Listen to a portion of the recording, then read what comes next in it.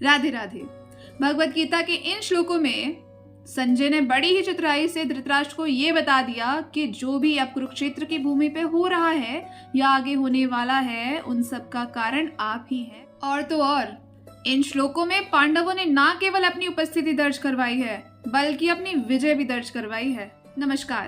तो आज हम जानेंगे भगवत गीता के पहले अध्याय का 16वां, 17वां और 18वां श्लोक।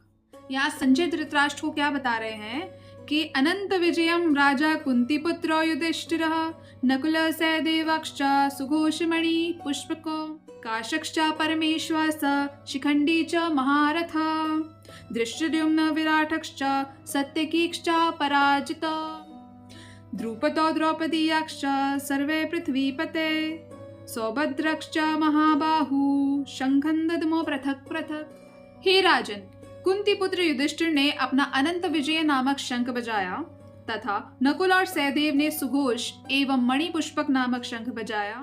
महान धनुर्धर काशीराज, परम योद्धा शिखंडी, धृष्टद्युम्न, विराट, अजय सात्यकी, द्रुपद, द्रौपदी के पुत्र तथा सुभद्रा के महाबाहु पुत्र आदि सबों ने अपने अपने शंख बजाए। संजय ने बड़ी चतुराई से धृतराष्ट्र को बता दिया था कि अब जो युद्ध स्थल पर होने वाला है या हो रहा है, उन सब का कारण सिर्फ धृतराष्ट्र ही हैं। अब आगे चल के युद्ध में जब उनके पुत्रों की पराजय भी होगी तो उसका भी कारण वही है। क्यों? क्योंकि उन्होंने अपने पुत्रों की कुनीति में उनको हमेशा प्रोत्साहन दिया है। इसीलिए कहते हैं कि हमेशा हमें अपने बच्चों को अच्छे ही संस्कार देने चाहिए।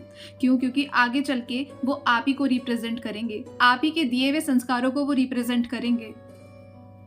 और ना केवल बचपन से, आप अपने बच्चों को गर्भ से ही अच्छे संस्कार दे सकते हैं। बिल्कुल वैसे ही जैसे प्रहलाद जी को अपनी माता के गर्भ से ही भगवान विष्णु की परम भक्ति प्राप्त हुई। इन श्लोकों के माध्यम से हमें यह भी पता चलता है कि किसकी विजय पहले से ही निश्चित है।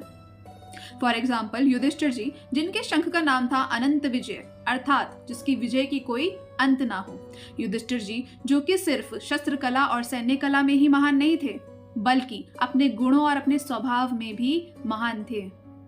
अनंत विजय भगवान का भी एक नाम है, मतलब कि अपने गुणों और अपने स्वभाव से उन्होंने प्रभु के हृदय में विजय प्राप्त की थी। अब आगे आने वाले अध्याय के कुछ श्लोकों में युधिष्ठिर जी के गुणों और स्वभाव के बारे में बहुत ही सुंदर वर्णन है, वो हम जानेंगे बाद में। अब नेक्स्ट श्लोक को समझेंगे नेक्स्ट वीडियो में। तब तक के लिए आप सबको राधे राधे।